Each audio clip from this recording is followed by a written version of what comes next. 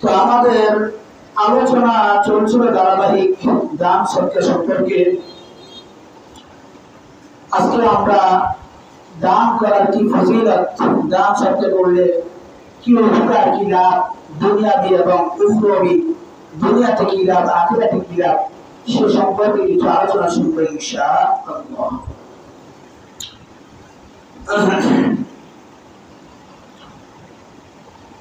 একটা হাদিস বুখারী শরীফের ৭৫১২ নম্বর হাদিস। সাহাবীর নাম আদি ইবনে হাতিম রাদিয়াল্লাহু তাআলা। এই সাহাবী থেকে বর্ণিত, মা মিনকুম আহাদুন ইল্লা সায়ুকাল্লিমুহু রাব্বুহু লাইসা বাইনাহু ওয়া বাইনাহু তুরজুমান। তোমাদের মধ্যে এমন কেউ নাই যার সাথে আল্লাহ তাআলা কিয়ামতের ময়দানে কথা বলবেন না। এমন কেউ বাকি নাই, বাদ পড়বে না যার সাথে আল্লাহ কথা বলবেন না। অর্থাৎ আল্লাহ তাআলা কিয়ামতের ময়দানে প্রত্যেকের সামনাসামনি কথা বলবেন। সুবহানাল্লাহ। প্রত্যেকে আল্লাহ তাআলার সামনাসামনি হবে। লাইসা বাইনাহু ওয়া বাইনাহু তুরজুমান। আল্লাহ এবং বান্দার মাঝে ওই সময় কোনো দোভাষী প্রয়োজন হবে না। সুবহানাল্লাহ। আমি আল্লাহর সাথে কথা বলবো, আপনি যে আল্লাহর সাথে ওই সময় কথা বলবেন, তখন দোভাষীর প্রয়োজন হবে না। অর্থাৎ আল্লাহ বলতেছেন এক ভাষায়, আমি বলতেছি আরেক ভাষায়। ধরুন আল্লাহ আরবি ভাষায় বলতেছেন, আমি বাংলা ভাষায় বলতেছি, এমনটা হবে না। অর্থাৎ আল্লাহ এবং বান্দার মাঝে ওই সময় যে কথোপকথনটা হবে এক ভাষায় হবে, এভাবে বুঝবে। লাইসা বাইনাহু ওয়া বাইনাহু তুরজুমান। আল্লাহ এবং বান্দার মাঝে ওই সময় দোভাষীর প্রয়োজন হবে না, থাকবে না। বান্দা তখন তার ডান দিকে তাকাবে, ওই মুহূর্তে ফায়ানজুরু আইমানা মিনহু ফালা ইয়ারা ইল্লা মা কদ্দামা মিন আমালিহি। বান্দা ওই সময় ডান দিকে তাকাবে, ফালা ইয়ারা, সে আর কিছু দেখতে পাবে না, ইল্লা মা কদ্দামা মিন আমালিহি, তবে সে দুনিয়াতে থাকা অবস্থায় যে আমল অগ্রে পাঠিয়েছে, আখিরাতের জন্য পাঠিয়েছে, প্রস্তুত করেছে, ওই আমলটাই দেখতে পাবে। দুনিয়াতে থেকে আখিরাতের জন্য যে নেক আমলগুলো করেছে, তখন সে ডান দিকে তাকালে ওই আমলগুলো দেখতে পাবে। সুবহানাল্লাহ। ওয়ায়ানজুরু আশআমা মিনহু ফালা ইয়ারা ইল্লা মা কদ্দামা। এরপরে বান্দা যখন বাম দিকে তাকাবে, অন্য কোনো কিছু দেখতে পাবে না, ইল্লা মা কদ্দামা, তবে সে দুনিয়াতে থাকা অবস্থায় আখিরাতের জন্য যা কিছু পাঠিয়েছে।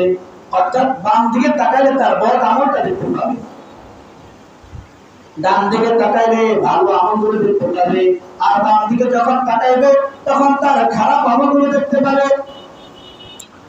ওয়ায়ানজুরু বাইনা ইয়াদাইহি ফালা ইয়ারা ইল্লা আন-নার তিলকা ওয়াজহিহি। এবার বান্দা যখন সামনের দিকে তাকাইবে, সে তার সামনে আগুন ছাড়া কিছু দেখতে পাবে না। মাআল্লাহ। ডান দিকে তাকাইলে ভালো আমলগুলি দেখতে পাবে, আর বাম দিকে তাকাইলে খারাপ আমলগুলি, বদ আমলগুলি দেখতে পাবে। আর যখন সে সামনে তাকাইবে, তখন দেখবে আগুন আর আগুন। ফাত্তাকুন নার ওয়ালাউ বিশিক্কি তামরাতিন। আল্লাহর নবী সাল্লাল্লাহু আলাইহি ওয়াসাল্লাম এই হাদিস বর্ণনা করার পরে বলতেছেন, ফাত্তাকুন নার, আগুনকে ভয় করো, জাহান্নামকে ভয় করো, আগুন থেকে বাঁচো। ওয়ালাউ বিশিক্কি তামরাতিন, একটা খেজুরের অংশ আল্লাহর রাস্তায় দান করে হলেও। সুবহানাল্লাহ। তাহলে কিয়ামতের বর্ণনা আল্লাহর নবী সাল্লাল্লাহু আলাইহি ওয়াসাল্লাম আমাদের সামনে তুলে ধরতেছেন যে এমন একটা দিন আসবে যেদিন আল্লাহ বান্দার সাথে সরাসরি কথা বলবেন, কোনো দোভাষীর প্রয়োজন হবে না। একজন অন্য ভাষা বলতেছে তো আরেকজনে বুঝিয়ে দিচ্ছে, এমনটা হবে না। সরাসরি আল্লাহ তাআলা কথা বলবেন।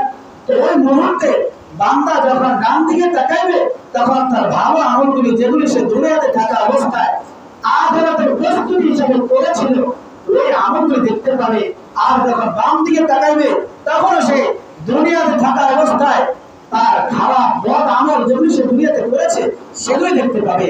আর যখন বান্দার সামনে দিকে তাকাইবে, সামনে দেখবে শুধু আগুন, সামনে দেখবে শুধু আগুন। ও আমার উম্মতেরা, আগুন থেকে বাঁচাও, নিজেকে বাঁচাও, জাহান্নাম থেকে নিজেকে বাঁচাও। বিশেষকে তামরাতিন, খেজুরের একটা অংশ আল্লাহর রাস্তায় দান করে হলেও, তাহলে ওই জাহান্নাম থেকে, ওই আগুন থেকে বাঁচার জন্য আল্লাহর নবী সাল্লাল্লাহু আলাইহি ওয়াসাল্লাম আমাদেরকে কি শিক্ষা দিচ্ছেন? দান করো, একটু সামান্য জিনিস হলেও, তোমার সামর্থ্য যতটুকু আছে সেখান থেকে একটু জিনিস হলেও ইখলাসের সাথে দান করো, যে আল্লাহ আমি তো আর বেশি পারতেছি না, যতটুকু দিয়েছি আপনি কবুল করেন। তাহলে আমার এই সামান্য দানটুকুও আল্লাহ তাআলা এটা উসিলা আমাকে ওই সময় কঠিন বিপদের মুহূর্তে আমাকে রক্ষা করবেন। সুবহানাল্লাহ। এবার আমরা ধারাবাহিকভাবে দান করার কয়েকটি ফজিলত সম্পর্কে জানবো হাদিস থেকে। সহিহুল জামিআ কিতাবের 3766 নম্বর হাদিস। সাহাবীর নাম আব্দুল্লাহ ইবনে মাসউদ রাদিয়াল্লাহু তাআলা আনহু। সিলাতুর রাহমি তাজিদু ফিল আমর ওয়া সাদাকাতুস সিররি তুফিউ গাদাবার রব। আল্লাহর নবী সাল্লাল্লাহু আলাইহি ওয়াসাল্লাম ইরশাদ করেন, সিলাতুর রাহমি তাজিদু ফিল আমর, আত্মীয়তার সম্পর্ক অটুট রাখা, মজবুত রাখা, আত্মীয় স্বজনের খোঁজ খবর রাখা, সম্পর্ক সঠিকভাবে সুসম্পর্ক বজায় রাখা, তাজিদু ফিল আমর, ব্যক্তির হায়াতের মধ্যে বরকত বাড়িয়ে দেয়। সুবহানাল্লাহ। সিলাতুর রাহমি তাজিদু ফিল আমর, আত্মীয় স্বজনের সাথে ভালো সম্পর্ক রাখা, খারাপ অবস্থায় থাকলে তাদের খোঁজ খবর নেওয়া, তাদের বিপদে সব পাশে দাঁড়ানো, সব সময় সুসম্পর্ক বজায় রাখা, এটা ফায়দা কি? তাজিদু ফিল আমর, হায়াতের মধ্যে বরকত বাড়বে। সুবহানাল্লাহ। তাহলে জিন্দেগীর মধ্যে বরকত হওয়ার জন্য, হায়াতের মধ্যে বরকত হওয়ার জন্য আল্লাহর নবী সাল্লাল্লাহু আলাইহি ওয়াসাল্লাম কি শিক্ষা দিচ্ছেন? সিলাতুর রাহম, আত্মীয় স্বজনের সাথে সুসম্পর্ক বজায় রাখা। এই জিনিসটা আমাদের সমাজের মধ্যে প্রায় একেবারে অভাব। ভাই ভাই দ্বন্দ্ব থাকে, চাচা বাবার মধ্যে দ্বন্দ্ব থাকে, আত্মীয় স্বজন খালা বন্ধু এরা বিভিন্ন একজন আরেকজনের সাথে দ্বন্দ্ব থেকে যায়। কিন্তু যদি দ্বন্দ্ব না করে একটু ছাড় দিয়ে চলা যায়, একজনের ভুল করেছে তো আমি একটু ছাড় দিয়ে দেব, এবং কিয়ামতের ময়দানে আল্লাহ তাআলার রহমত দয়া পাওয়ার জন্য যদি আমি দুনিয়াতে একটু তাদের সাথে দয়া করি, তাদের সাথে সুসম্পর্ক রাখি, আমার একটু ছেড়ে দিয়ে হলেও, তাহলে এটার মাধ্যমে আমার দুনিয়াতে যেমন হায়াতের মধ্যে বরকত হবে, এবং এটা আখিরাতেও আমার জন্য আল্লাহ তাআলার পক্ষ থেকে দয়া পাওয়ার অনেক বড় একটা ওসিলা হবে। সুবহানাল্লাহ। তাহলে সিলাতুর রাহমি তাজিদু ফিল আমর, আত্মীয়তার সম্পর্ক বজায় রাখা, আত্মীয়তার সাথে, আত্মীয় স্বজনের সাথে সুসম্পর্ক বজায় রাখা, তাজিদু ফিল আমর, হায়াতের মধ্যে বরকত বাড়িয়ে দেয়। সুবহানাল্লাহ। ওয়া সাদাকাতুস সিররি তুফিউ গাদাবার রব, আর দান সদকা, এই দান সদকার মাধ্যমে আল্লাহ তাআলার গুসাকে নিভিয়ে দেয়। সুবহানাল্লাহ। ধরুন আমরা দৈনন্দিন যে কাজকর্ম করি, অনেক সময় আমাদের মারাত্মক অন্যায় হয়ে যায়। তো এই অন্যায়ের কারণে হতে পারে আমার উপর বিশাল একটা বিপদ আসার ছিল, আল্লাহ তাআলার গুসা এসে গেছে, কিন্তু একটা জিনিস আছে যেটার মাধ্যমে আল্লাহ রাগ কমিয়ে দেয়, সেটা কি? দান সদকা। সেটা কি? সদকা। সদকা সাদাকাতু তুফিউ গাদাবার রব, আর এই দান সদকার মাধ্যমে আল্লাহ তাআলার গুসাকে নিভিয়ে দেয়। এই দান সদকার উসিলায় আল্লাহ তাআলার গুসা কমে যায়, চলে যায়। সুবহানাল্লাহ। তাহলে এই হাদিস থেকে আমরা জানলাম আত্মীয় স্বজনের সাথে সুসম্পর্ক বজায় রাখার মাধ্যমে আমার হায়াতের মধ্যে বরকত হবে, আর সদকার মাধ্যমে আমার উপর আল্লাহ তাআলার গুসা কোনো কারণে চলে আসতেছে, আমার উপর কোনো বিপদ আসতেছে, তো আমার এই সদকার দিকে তাকিয়ে আল্লাহ তাআলা ওই বিপদটা দূর করে দিবেন, আল্লাহ তাআলা ওই রাগটুকু গুসাটাও চলে যাবে। সুবহানাল্লাহ। 2 নম্বর ফায়দা, সদকার মাধ্যমে গুনাহ শেষ হয়ে যায়, গুনাহ ধ্বংস হয়ে যায়, জ্বলে পুড়ে ছাই হয়ে যায়। তিরমিজি শরীফের 2616 নম্বর হাদিস। ওয়াসসালাকাতু তুফিউল খাতিয়াতু কামা তুফিউল নার। সদকা এটা অপরাধকে ক্ষমা করিয়ে দেয়, শেষ করে দেয়, নিভিয়ে দেয়। সদকা এটা গুনাহকে মিটিয়ে দেয়। কামা তুফিরুল মাউন নার, যেভাবে পানি আগুনকে নিভিয়ে দেয়। সুবহানাল্লাহ। তাহলে এই হাদিস থেকে জানলাম আমার অপরাধ হয়ে গেছে, তো আমার এই অপরাধটাকে সহজে শেষ করে দেওয়ার জন্য, মিটিয়ে দেওয়ার জন্য, নিঃশেষ করে দেওয়ার জন্য সহজ একটা আমল, সেটা হচ্ছে কি সদকা। সদকা আমার সামর্থ্য অনুযায়ী আমি দান করবো। তো এই দানের মাধ্যমে আমার অপরাধগুলোকে আল্লাহ তাআলা মুছে দিবেন, ঢেকে দিবেন, শেষ করে দিবেন। সুবহানাল্লাহ। তাহলে আরেকটা ফায়দা জানলাম, সদকার মাধ্যমে গুনাহ মিটিয়ে দেয় আল্লাহ তাআলা। 3 নাম্বার, দান সদকার মাধ্যমে জাহান্নাম থেকে মুক্তি। যে হাদিসটা আমরা একটু আগে জেনেছিলাম, বুখারী শরীফের 7512 নম্বর হাদিস, তাত্তাকুন নার ওয়ালাউ বিশিক্কি তামরাতিন। কিয়ামতের কঠিন মুহূর্তে যখন আমি আপনি সামনে শুধু আগুন দেখবো, জাহান্নাম দেখবো, আল্লাহর নবী সাল্লাল্লাহু আলাইহি ওয়াসাল্লাম বলেন ওই মুহূর্ত থেকে যদি বাঁচার জন্য দুনিয়া থেকে সদকা করে আসো, দুনিয়া থেকে তুমি দান সদকা করে যাও, তাহলে তোমার এই দান সদকাটাই তোমার জন্য ওই সময়ের বিপদ থেকে রক্ষাকারী হবে। সুবহানাল্লাহ। ফাত্তাকুন নার ওয়ালাউ বিশিক্কি তামরাতিন। একটা খেজুরের একটা সামান্য অংশ আল্লাহর রাস্তায় দান করে হলেও নিজেকে আগুন থেকে বাঁচাও। সুবহানাল্লাহ। দ্বিতীয় নাম্বার, as-silsiলাতুস সহিহা কিতাবের 3484 নম্বর হাদিস। এই হাদিসের মধ্যে আল্লাহর নবী সাল্লাল্লাহু আলাইহি ওয়াসাল্লাম ইরশাদ করেন, সদকা এটা কোন ব্যক্তি যখন, একজন মুমিন ব্যক্তি, একজন মুসলমান ব্যক্তি যখন কবরে যাবে, তো তার দুনিয়ার ভুল ত্রুটির কারণে তার কবরে আযাব আসার ছিল, কিন্তু সে দুনিয়াতে যে ছোটখাটো যেভাবে হোক যা কিছু দান করেছে, ওই দানটা কবরের মধ্যে তার আগুনকে, কবরের ওই গরমকে, উত্তাপকে নিভিয়ে দিবে। সুবহানাল্লাহ। ইন্না সাদাকাতা তুফিউ আন আহলিহা আমরুল কুবুর। নিশ্চয় দান সদকা ওই সদকাকারী ব্যক্তির কবর থেকে তার উত্তাপকে, আগুনের উত্তাপকে নিভিয়ে দিবে, ঠান্ডা করে দিবে। সুবহানাল্লাহ। এগুলো 3 নাম্বার। এবার 4 নাম্বার, আত-তারগীব কিতাবের 872 নম্বর পৃষ্ঠা। এখানে একটা হাদিস এসেছে, আল্লাহর নবী সাল্লাল্লাহু আলাইহি ওয়াসাল্লাম ইরশাদ করেন, কুল্লু মিন ফি যুল্লি সাদাকাতিহি হাত্তা ইউকবা বাইনান নাস। কুল্লু মিন ফি যুল্লি সাদাকাতিহি। প্রত্যেক ব্যক্তি কিয়ামতের ময়দানে তার সদকার ছায়ার নিচে থাকবে। সুবহানাল্লাহ। কিয়ামতের ময়দান এমন একটা ময়দান, উত্তপ্ত ময়দান। ওই সময় মনে করেন আমরা দুনিয়াতে ফাঁকে ফাঁকে কোনোদিন যখন রৌদ্রের উত্তাপ, সূর্যের তাপ যখন বেড়ে যায়, তখন আমরা দিশেহারা হয়ে যাই, একটু ছায়া খোঁজ করি কোথাও একটু বসার জন্য, গরমের উত্তাপ থেকে বাঁচার জন্য। কিয়ামতের ময়দানে আল্লাহ তাআলার আরশের ছায়া ছাড়া আর কোনো ছায়া থাকবে না। আরেকটা ছায়া থাকবে, সেটা হচ্ছে দান সদকার ছায়া। সুবহানাল্লাহ। কুল্লু মিন ফি যিল্লি সাদাকাতিহি। প্রত্যেক ব্যক্তি যে যে দুনিয়াতে যা কিছু দান করেছে, তার ওই ছোটখাটো দান হলেও ওটা কিয়ামতের ময়দানে তার জন্য ছায়া স্বরূপ হয়ে যাবে। সুবহানাল্লাহ। তার জন্য ছায়া স্বরূপ হবে। তো ওই ব্যক্তি তার ওই নিজস্ব দান সদকার ওই ছায়ার নিচে আশ্রয় নিতে পারবে। সুবহানাল্লাহ। হাত্তা ইউকবা বাইনান নাস। মানুষের মাঝে, অর্থাৎ ওই কিয়ামতের ময়দানে হিসাব নিকাশ হওয়া পর্যন্ত, শেষ হওয়া পর্যন্ত, শেষ ফয়সালা জান্নাত বা জাহান্নাম এরকম একটা ফয়সালা হওয়ার আগ মুহূর্ত পর্যন্ত প্রত্যেক ব্যক্তি তার সদকার ছায়ার নিচে থাকবে। সুবহানাল্লাহ। আল্লাহু আকবার কবীরা। এবার আমরা আরেকটা হাদিস জানবো, বুখারী শরীফের 14-23 নম্বর হাদিস। এখানে আল্লাহ তাআলা কিয়ামতের কঠিন মুহূর্তে আরশের ছায়ার নিচে কারা কারা থাকবে সেটা হাদিসের মধ্যে আমাদেরকে জানিয়ে দেওয়া হচ্ছে। হযরত আবু হুরায়রা রাদিয়াল্লাহু তাআলা আনহু হতে বর্ণিত, সাবাতুল যুল্লিহুমুল্লাহু তাআলা ফি যুল্লিহি।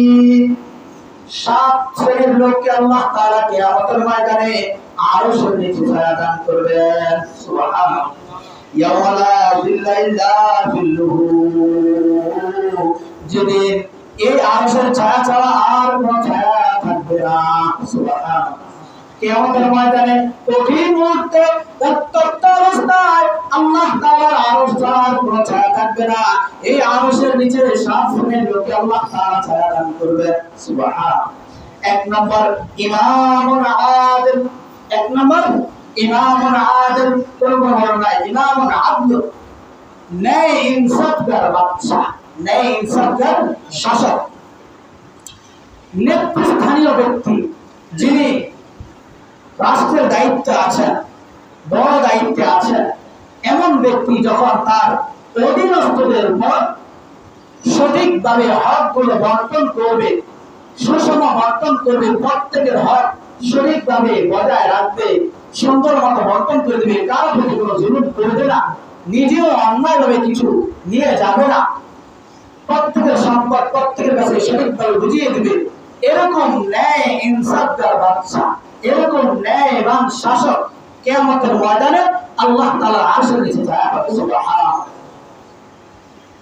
এখন আমরা কি প্রত্যেকে শাসক হব এমন কোনো গ্যারান্টি আছে?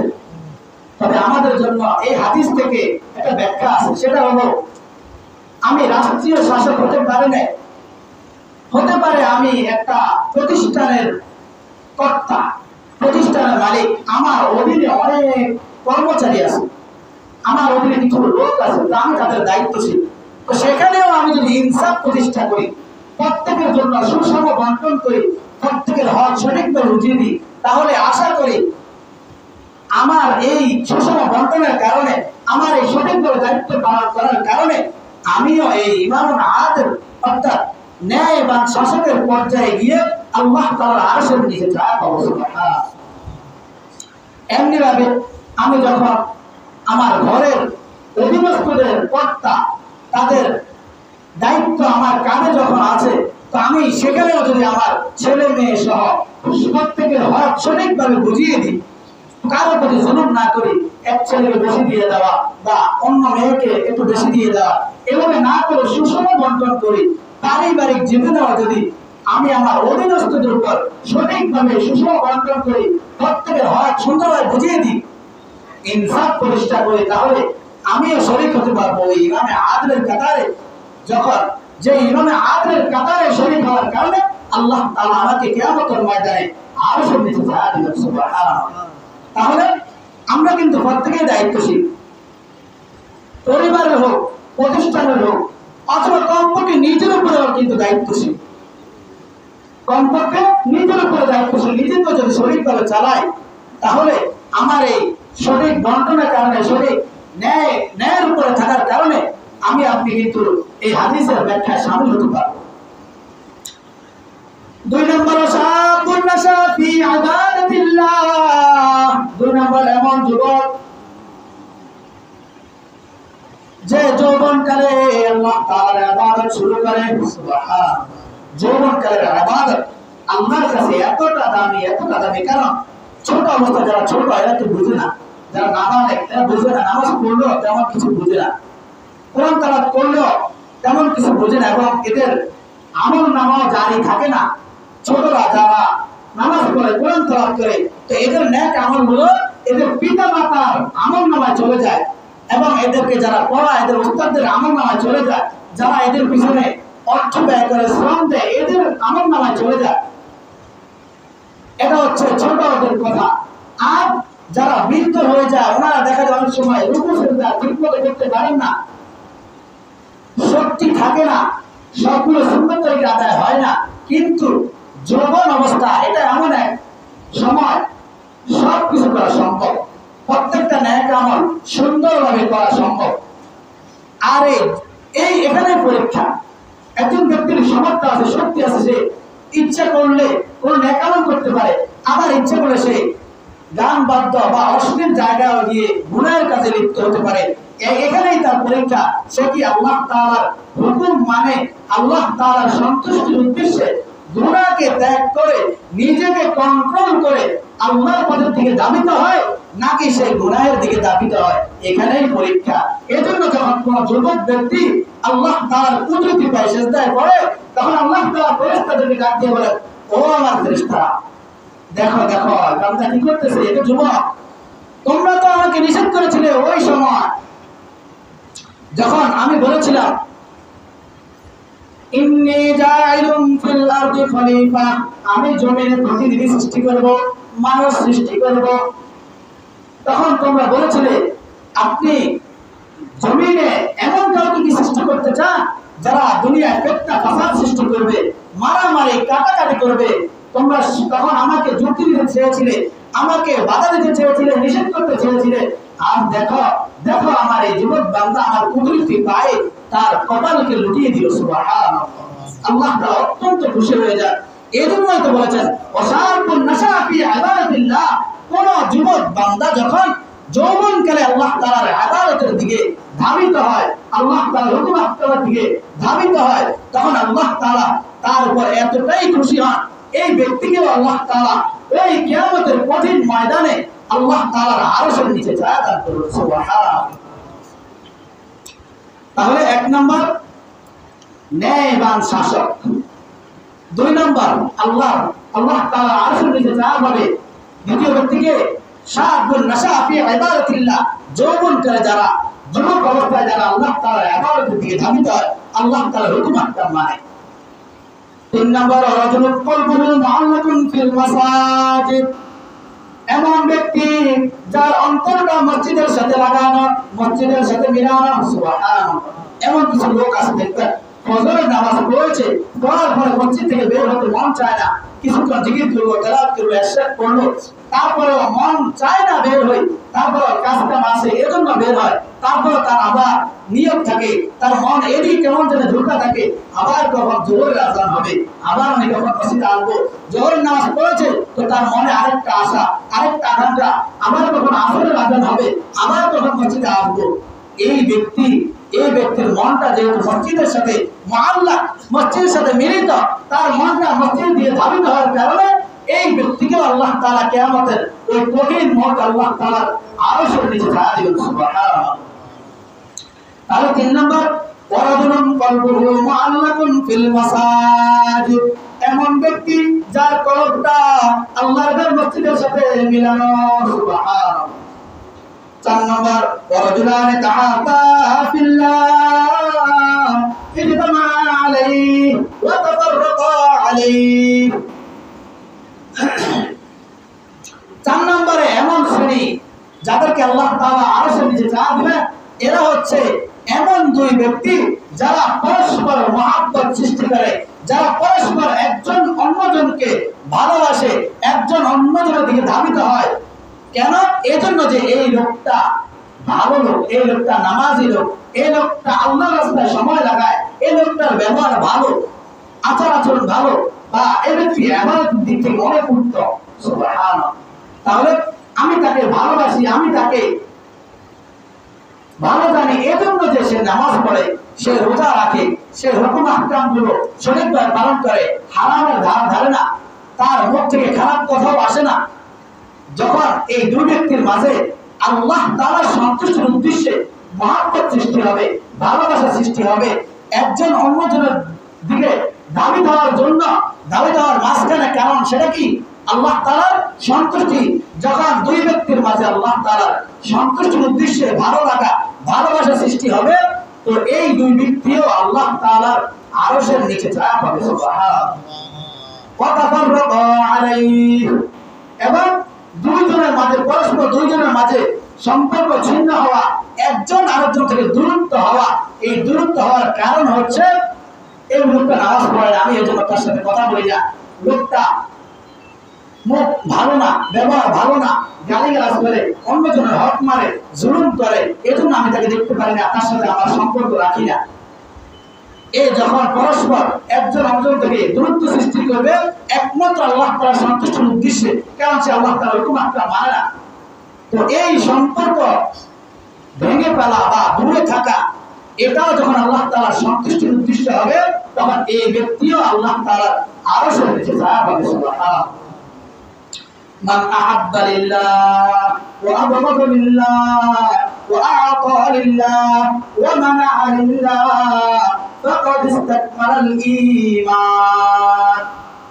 যে ব্যক্তি আল্লাহর জন্য কাউকে ভালোবাসলো, যে ব্যক্তি আল্লাহর সন্তুষ্টির উদ্দেশ্যে কাউকে ঘৃণা করলো, যে ব্যক্তি আল্লাহর উদ্দেশ্যে আল্লাহর রাস্তায় দান করলো, আল্লাহ তাআলার সন্তুষ্টির জন্য আল্লাহর রাস্তায় দান করলো, আর এক ব্যক্তি আল্লাহ তাআলার সন্তুষ্টির উদ্দেশ্যে কাউকে কিছু দেওয়া থেকে বিরত থাকলো, অর্থাৎ কেউ গানের কনসার্ট করবে খারাপ একটা কাজের জন্য, আপনার কাছে এসে কিছু দেন, আমরা এমন একটা অনুষ্ঠান করতে চাচ্ছি, কনসার্ট করতে চাচ্ছি, তখন আপনি দিলেন না, আপনি কিছুই দিলেন না এই উদ্দেশ্যে যে এখানে দান করলে, এখানে কিছু দিলে এটা তো আমার আমল নয়, গুনাহ আসতে থাকবে, এই জন্য আপনি তাকে দিলেন না। আপনার নিয়ত হচ্ছে আল্লাহ তাআলার সন্তুষ্টি। তো যে ব্যক্তি আল্লাহর সন্তুষ্টির উদ্দেশ্যে একে অন্যকে মহব্বত করলো, আবার আল্লাহর সন্তুষ্টির উদ্দেশ্যে লোকটা ভালো না, নামাজের ধার ধারে না, তো আমি তার কাছে গেলাম না, তার ধার ধারলাম না, এবং আল্লাহর সন্তুষ্টির উদ্দেশ্যে দান করলাম, আবার অন্য জায়গায় আল্লাহর সন্তুষ্টির উদ্দেশ্যে খারাপ জায়গায় দান করা থেকে বিরত থাকলাম, দেওয়া থেকে বিরত থাকলাম, তো এই ব্যক্তির ফাকাদ ইসতাকমালাল ঈমান, এই ব্যক্তির ঈমানটা পরিপূর্ণ। সুবহানাল্লাহ। তাহলে আমরা 4 নম্বরে জানলাম চতুর্থ শ্রেণী যারা আল্লাহ তাআলার আরশের নিচে যারা পাবে, এরা হচ্ছে এমন দুই ব্যক্তি যারা একজন অন্যজনকে এজন্য মহব্বত করে যে লোকটা ভালো, লোকটা নামাজি, আল্লাহ তাআলার হুকুম আহকাম মানে, আবার আমি তার সাথে সম্পর্ক ছিন্ন করলাম এজন্য যে সে নামাজ পড়ে না, তাকে নামাজের দাওয়াত দিই বারবার, তারপরে সে নামাজ দিয়ে আসে না। তো যখন আল্লাহ তাআলার সন্তুষ্টির উদ্দেশ্যে আমার এই সম্পর্ক ছিন্ন করাটা হবে, তখন এই সম্পর্ক জোড়া এবং সম্পর্ক ভেঙে ফেলা, এই দুটোটাই যখন আল্লাহ তাআলার সন্তুষ্টির উদ্দেশ্যে হবে, তো এটা হবে আমার আপনার জন্য আরশের ময়দানে, কিয়ামতের ময়দানে আল্লাহ তাআলা আরশের দিকে জায়গা পাওয়ার জন্য একটা ওসিলা। সুবহানাল্লাহ। পঞ্চম ব্যক্তি ওয়ারাজুলুন দাআতুহু ইমরাতুন দাআত মানসাবিন ওয়া জামাল ফাকালা ইন্নী আখাফুল্লাহ। এমন যুবক ব্যক্তি যাকে কোন উচ্চ মর্যাদা বংশশীল একটা মেয়ে, সুন্দর একটা মেয়ে তাকে জিনার দিকে আহ্বান করলো, খারাপ কাজের দিকে আহ্বান করলো, কিন্তু এই লোকটা আল্লাহ তাআলার ভয়ে ইন্নী আখাফুল্লাহ, আমি আল্লাহকে ভয় করি এমন বাক্য উচ্চারণ করে, অথবা আল্লাহ তাআলার ভয়ে তার সাথে খারাপ সম্পর্ক থেকে বিরত থাকলো, এই ব্যক্তির এই ইমানের পরিপূর্ণতার কারণে, তার ইমানের পরিচয় দেওয়ার কারণে আল্লাহ তাআলা এই যুবককে আরশের ময়দানে, কিয়ামতের ময়দানে আরশের নিচে জায়গা দান করবে। সুবহানাল্লাহ। 6 নম্বর যেটা নিয়ে আমাদের আলোচনা, 6 নম্বর এমন শ্রেণীর লোক ওয়ারাজুলুন তাসাদদাকা বিসাদাকাতিন ফাআখফাহা হাত্তা লা তা'লামা শিমালুহু মা তুনফিকু ইয়ামিনুহু। এমন ব্যক্তি যে আল্লাহর রাস্তায় দান করে, গোপনে দান করে, সে কি দান করেছে তার বাম হাতে টের পায় না, তার ডান হাতে সে কি দান করেছে তার বাম হাতে টের পায় না, অর্থাৎ গোপনীয় দান। যে ব্যক্তি এমন গোপন ভাবে আল্লাহ তাআলার সন্তুষ্টির উদ্দেশ্যে আল্লাহর রাস্তায় দান করবে, এই ব্যক্তিকে আল্লাহ তাআলা আরশের নিচে জায়গা দান করবে। সুবহানাল্লাহ। 7 নম্বর রাজুলুন যাকারাল্লাহ খালিয়ান ফাফাদাত আইনা। এমন ব্যক্তি যে ব্যক্তি নির্জনে আল্লাহ তাআলার জিকির আজকারের মধ্যে মশগুল হয়, নির্জনে আল্লাহর জিকির করে এবং চোখ দিয়ে আল্লাহ তাআলার ভালোবাসায় পানি পড়ে। সুবহানাল্লাহ। কান্দ অবস্থায় কান থেকে আল্লাহ তাআলার স্মরণ করে, জিকির করে, নির্জনে কাউকে দেখানোর জন্য নয়, এই ব্যক্তিকে আল্লাহ তাআলা আরশের ময়দানে, কিয়ামতের ময়দানে আরশের নিচে জায়গা দিবেন। সুবহানাল্লাহ। সময় শেষের দিকে, তো আজকে আমরা জানলাম হাদিস এবং কোরআন থেকে জানলাম যে দান করার ফজিলত কি পরিমাণ, এটা আমার দুনিয়াতেও আমার জন্য বরকত এবং আখিরাতেও আমার জন্য কঠিন মুহূর্তে বাঁচার জন্য, আল্লাহ তাআলার রহমত পাওয়ার জন্য একটা ওসিলা মাধ্যম। এজন্য আমরা যা পারি, এখন আমাদের সুবর্ণ সুযোগ, আমাদের এখানে মসজিদে কাজ চলতেছে, আমরা যা পারি মসজিদের দিকে এগিয়ে আসবো, সহযোগিতা করব এবং কোথাও দরিদ্র পেলে, গরিব মিসকিন তাদেরকেও দান করব। দান করার ক্ষেত্রে, গরিব মিসকিনদেরকে দান করার ক্ষেত্রে একটা জিনিস খেয়াল রাখবেন, আমার আত্মীয়ের মধ্যে যদি কেউ গরিব থাকে, তাহলে আমি যদি তাকে দান করি, তাহলে আমার 2 সওয়াব, 2 সওয়াব, 2 সওয়াব, দুই সওয়াব, এক হচ্ছে দানের সওয়াব, আর হচ্ছে আত্মীয়ের সাথে সম্পর্ক বজায় রাখলাম, এটার মাধ্যমে ডাবল সওয়াব। সুবহানাল্লাহ। অনেক সময় এখানে এই ক্ষেত্রে আমাদের একটু হিংসামি কাজ করে, আমি আবার একে দেবো না, ভাইকে দেবো না, বা আত্মীয় স্বজনের মধ্যে একজন আছে করে তাকে দেবো না, কেমন যেন একটা হিংসামি কাজ করে, অন্যজনকে দেয়, কিন্তু নিজের আত্মীয় যে বিপদে আছে এদিকে খোঁজখবর রাখতে চায় না। এই জন্য এই জিনিসটা বললাম যে যখন নিজের আত্মীয়র দিকে খেয়াল রাখবেন, সে বিপদে আছে, তখন তাকে নাম করতে ডবল সওয়াব। এক হলো আমার দানের সওয়াব, দ্বিতীয় হচ্ছে আত্মীয়র খোঁজ খবর রাখলাম, ডবল সওয়াব।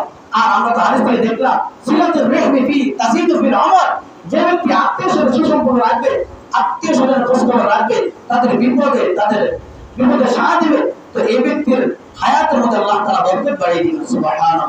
যা কিছু আলোচনা হয়েছে আল্লাহ